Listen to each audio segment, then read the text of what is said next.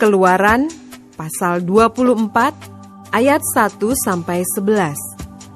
Upacara pengikatan perjanjian antara Tuhan dengan bangsa Israel. Berfirmanlah ia kepada Musa, "Naiklah menghadap Tuhan, engkau dan Harun, Nadab dan Abihu, dan 70 orang dari para tua-tua Israel, dan sujudlah kamu menyembah dari jauh." Hanya Musa sendirilah yang mendekat kepada Tuhan. Tetapi mereka itu tidak boleh mendekat, dan bangsa itu tidak boleh naik bersama-sama dengan dia. Lalu datanglah Musa dan memberitahukan kepada bangsa itu segala firman Tuhan dan segala peraturan itu. Maka seluruh bangsa itu menjawab serentak, "Segala firman yang telah diucapkan Tuhan itu akan kami lakukan." Lalu Musa menuliskan segala firman Tuhan itu. Keesokan harinya, pagi-pagi, didirikannya mezbah di kaki gunung itu, dengan 12 tugu, sesuai dengan ke-12 suku Israel. Kemudian disuruhnyalah orang-orang muda dari bangsa Israel. Maka mereka mempersembahkan korban bakaran dan menyembelih lembu-lembu jantan sebagai korban keselamatan kepada Tuhan. Sesudah itu Musa mengambil sebagian dari darah itu, lalu ditaruhnya ke dalam pasu. Sebagian lagi dari darah itu disiramkannya pada mezbah itu.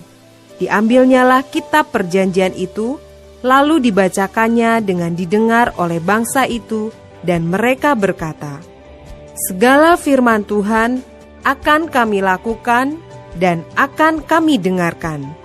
Kemudian Musa mengambil darah itu dan menyiramkannya pada bangsa itu serta berkata, "Inilah darah perjanjian yang diadakan Tuhan dengan kamu, berdasarkan segala firman ini." Dan naiklah Musa dengan Harun, Nadab dan Abihu, dan 70 orang dari para tua-tua Israel. Lalu mereka melihat Allah Israel. Kakinya berjejak pada sesuatu yang buatannya seperti lantai dari batu nilam, dan yang terangnya seperti langit yang cerah. Tetapi kepada pemuka-pemuka orang Israel itu tidaklah diulurkannya tangannya. Mereka memandang Allah, lalu makan dan minum.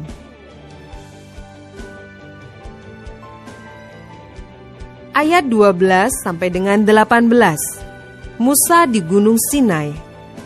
Tuhan berfirman kepada Musa, "Naiklah menghadap aku ke atas gunung dan tinggallah di sana.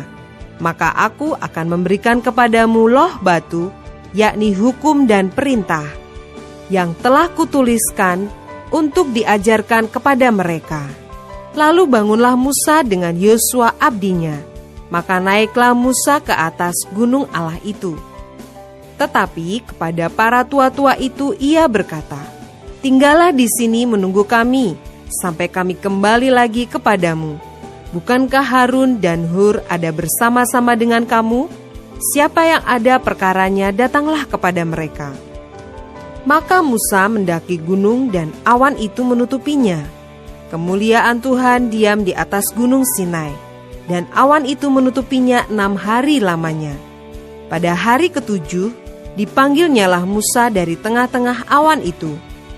Tampaknya kemuliaan Tuhan sebagai api yang menghanguskan di puncak gunung itu pada pemandangan orang Israel.